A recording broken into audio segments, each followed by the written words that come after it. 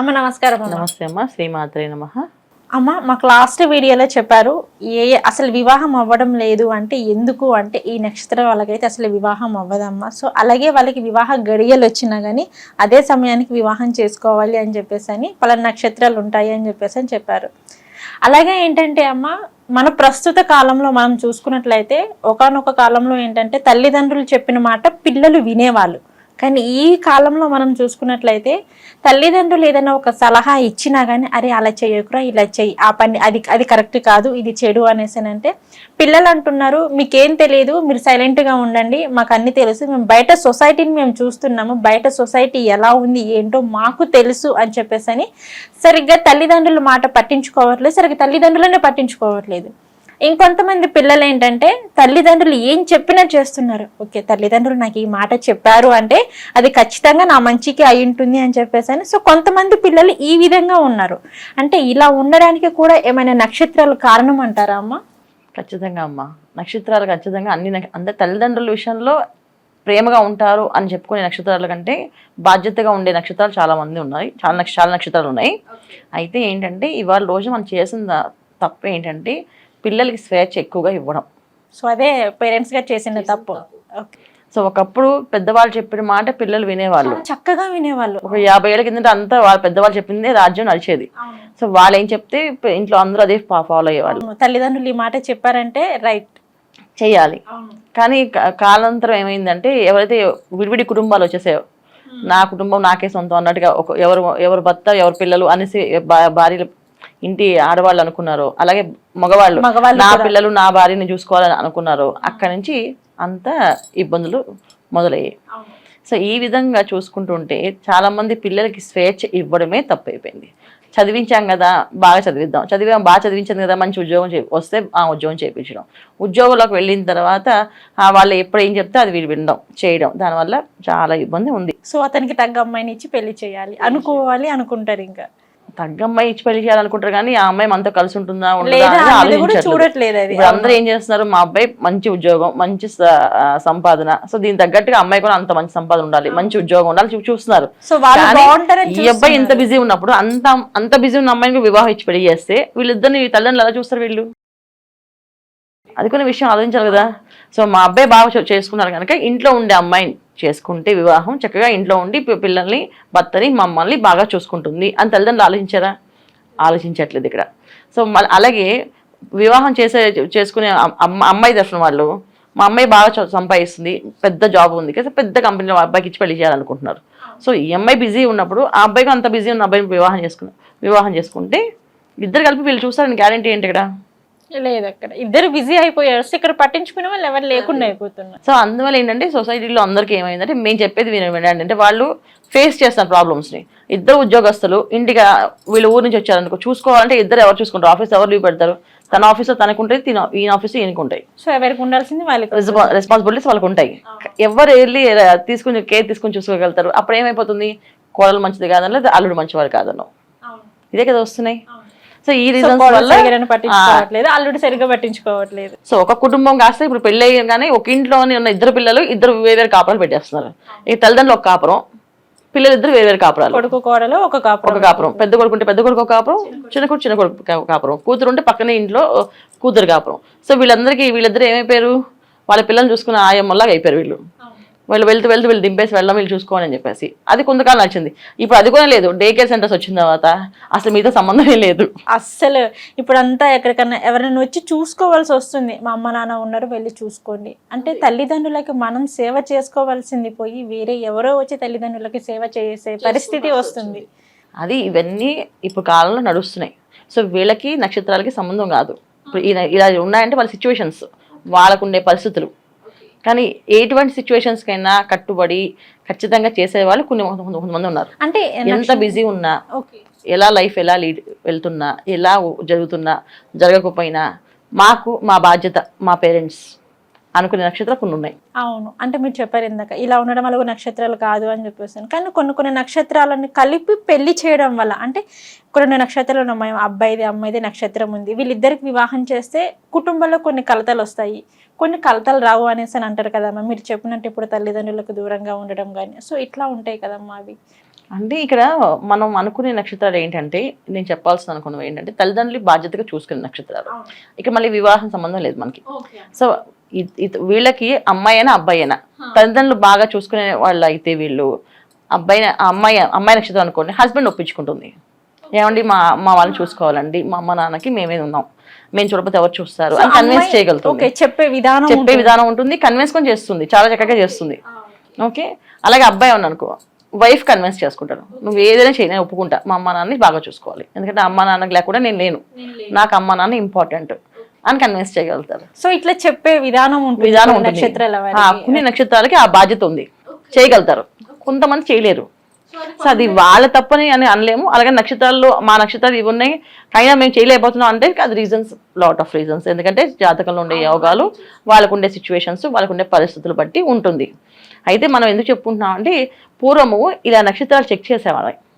ఈ నక్షత్రం వాళ్ళ ఇంట్లో పుడితే ఆ ఇంట్లో వెలుగులోకి వస్తుంది, అభివృద్ధిలోకి వస్తుంది. ఎందుకంటే పెద్ద పెద్ద కుటుంబాలు కదా కలిసి ఉండేవి. సో ఒక సంపాదన 10 మంది తినాలి. అందుకని ఇలా నక్షత్రాలు వాళ్ళైతే వీళ్ళు మొదటిగా ఈ సంతానం వాళ్ళు ఈ నక్షత్రం పుడితే మిగతా తమ్ముళ్ళని చెల్లెళ్ళని అందరినీ వీళ్ళు చూసుకోగలుగుతారు, బాధ్యతగా ఉంటారు అని చెప్పి అలా ఊహించుకునేవాళ్ళు పేరెంట్స్.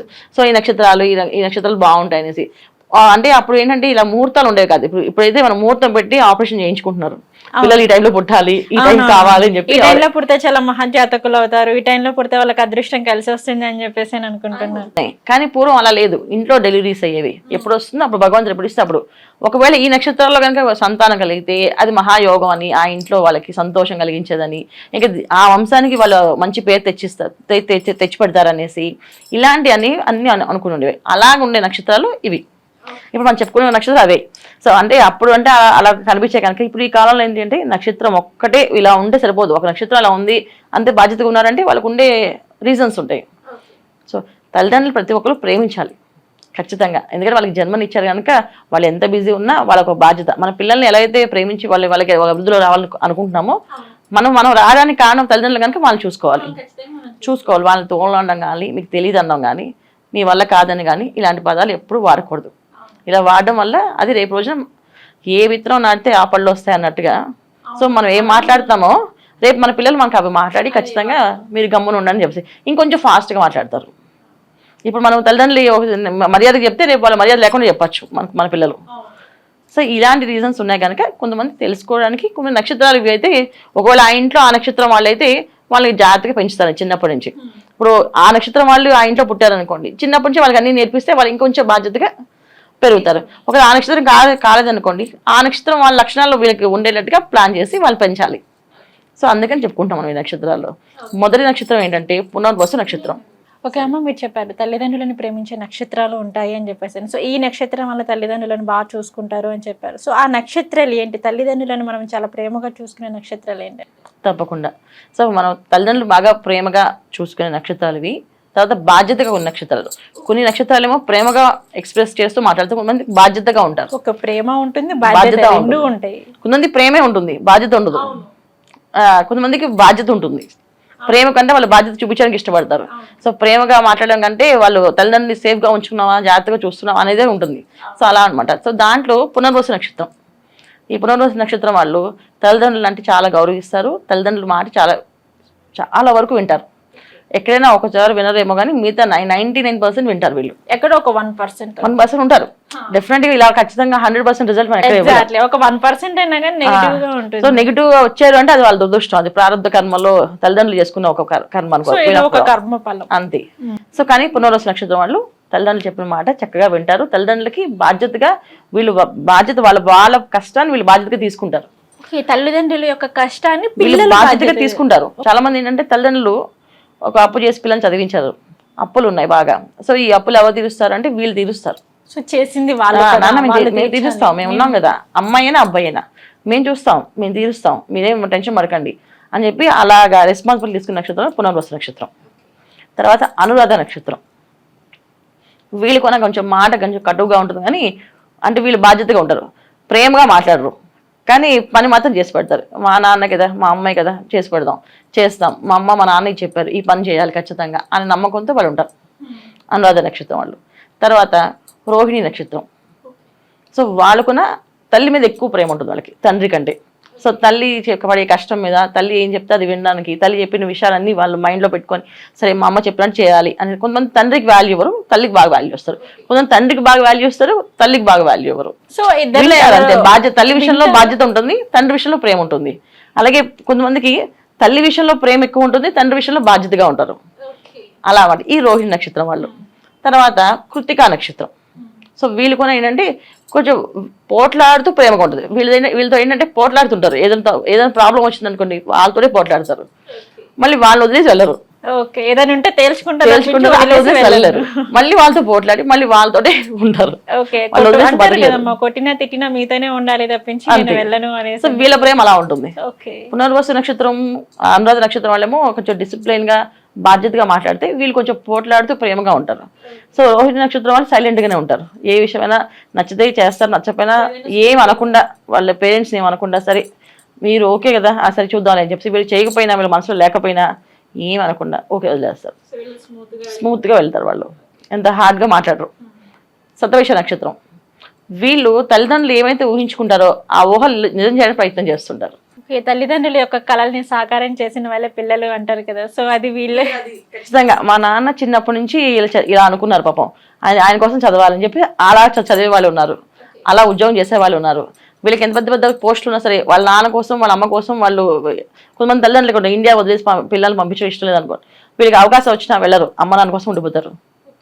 వద్దులే అమ్మకి నాన్నకి అలా నేను దూరం వెళ్తే ఇష్టపడలేరు, వాళ్ళు ఉండలేరు, వాళ్ళ కోసం ఉండాలని చెప్పి ఉండే వాళ్ళు కూడా ఉన్నారు. సో ఇవన్నీ ఈ నక్షత్రాల వాళ్ళందరూ తల్లిదండ్రులని బాగా బాధ్యతగా ప్రేమగా చూసుకుంటారు. పూర్వం అంతా ఏంటంటే ఎప్పుడు కూడా మగవాళ్ళే, అంటే అప్పుడు ఉద్యోగాలు కానీ బయటకు వెళ్ళి వ్యవహారాలు చేయడం కానీ అన్ని మగవాళ్ళు చేసేవాళ్ళు కదా. ఆడవాళ్ళు అంటే ఈ మధ్య కాలంలో మాకుంటూ ఒక రాజ్యం కావాలని ఆడవాళ్ళు వచ్చాం, కానీ పూర్వంతా మగవాళ్ళే కదా. అందుకే ఈ నక్షత్రాన్ని మగవాళ్ళకి ఎక్కువ రాశారు. సో ఇంట్లో శతభిష నక్షత్రం పుడితే ఆ ఇంటి బాధ్యతని తీసుకొని భుజాన్ని వేసుకుని నడిపిస్తారని. పునర్వసు నక్షత్రం అంటే సాక్షాత్తు శ్రీరామచంద్ర నక్షత్రం కదా, అలాగే ధర్మంగా నిలబడతారని ఇంటికి. సో ఇంట్లో ప్రతి ఒక్క విషయాన్ని వాళ్ళు సాధించుకుంటారని, దేశాన్ని కూడా ప్రేమిస్తారని ఇలాగ అనుకుని, ఇలా మొత్తం మన పుస్తకాల్లో గ్రంథాల్లో ఈ నక్షత్రాల గురించి చాలా విశేషంగా రాశారు. వీటిల్లో మకా నక్షత్రం కూడా ఉంది. మకా నక్షత్రం కూడా ఉంది. వాళ్ళు కూడా చాలా బాగా బాధ్యతగా ఉంటారని, తల్లిదండ్రులు చెప్పిన మాట వింటారని, వాళ్ళు చెప్పినట్టు వాళ్ళు చేస్తారని, వాళ్ళు అనుకున్న కోరికలు తీరుస్తారని. సో వాళ్ళు ఏమంతే అనుకుంటారో వీళ్ళు అవన్నీ చేసి పెడతారు. తల్లిదండ్రులు ఏదైతే అనుకుంటారో సో వీరు అవన్నీ నెరవేరుస్తుంటారు. కాకపోతే ఇక్కడ ఏదైతే చేస్తున్నారో ఎప్పుడైతే ప్లస్ పాయింట్స్ ఉంటాయో అక్కడ నెగిటివ్ పాయింట్స్ కూడా ఉంటాయి, కొంచెం అయినా ఉంటుంది ఖచ్చితంగా. సో వీళ్ళు ఎంత బాధ్యతగా ఉంటారో వీళ్ళకి లైఫ్ పార్ట్నర్స్ అంత బాధ్యతగా ఉండరు. సో వచ్చే లైఫ్ పార్ట్నర్స్ అంత బాధ్యతగా ఉండరు. సో వీళ్ళు వాళ్ళని పేరెంట్స్ ని ప్లస్ భార్యని లేదా భర్తని మేనేజ్ చేసుకుంటూ ఉండాలి లైఫ్ లాంగ్. సో చేసుకోవాలంటే ఎందుకు ఇవ్వాలి, ఎందుకు చేయాలి అనే రీజన్స్ ఎక్కువ క్వశ్చన్స్ వేసే హస్బెండ్స్ వైఫ్స్ వస్తారు వీళ్ళకి. సో హస్బెండ్స్ కానీ వైఫ్స్ కానీ సో ఇట్లా వస్తారు. సో మనం ఎందుకు చూసుకోవాలి, మనమేనా ఇంకా లేరా అన్నట్టు చూసుకుంటూ ఇలాంటి లక్షణాలు ఎక్కువ కలిగి ఉంటారు. సో ఎప్పుడైతే సరే ఎప్పుడు పాజిటివ్ ఉంటుందో అక్కడ నెగిటివ్ కూడా ఉంటుంది కదా ఖచ్చితంగా, అలా అనమాట ఈ నక్షత్రాలకి. సో ఈ నక్షత్రాల వాళ్ళు చాలా బాగుంటుంది, అభివృద్ధి కూడా బాగుంటుంది. ఎప్పుడైతే తల్లిదండ్రులు మనం దైవంగా కొలుస్తామో ఖచ్చితంగా వాళ్ళకి ఇవాళ కాకపోతే రేపటికైనా వాళ్ళకి అభివృద్ధి ఉంటుంది. తల్లిదండ్రులు వదిలేస్తారో పట్టించుకోకుండా పారేస్తారో ఇవాళ బాగున్నా రేపు అది బాగుంటుందని గ్యారంటీ ఉండదు వాళ్ళకి.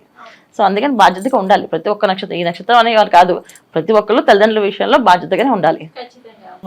ఓకే అమ్మ, మీరు చెప్పారు మనకు ఒక పాజిటివ్ ఉంది అంటే దానికి ఖచ్చితంగా ఎంతో కొంత నెగిటివ్ అనేది ఉంటుంది. సో ఈ నక్షత్రం వాళ్ళని మనం ఈ 5 నక్షత్రాలు ఒకసారి చూసుకున్నట్లయితే చాలా అద్భుతంగా ఉన్నాయి, కానీ వారికి వచ్చే లైఫ్ పార్ట్నర్స్లోనే కొంచెం ఇటుగానే ఉన్నాయి. సో దానికి వారు ఎటువంటి రెమెడీస్ చేసుకుంటే బాగుంటాయి అంటారు?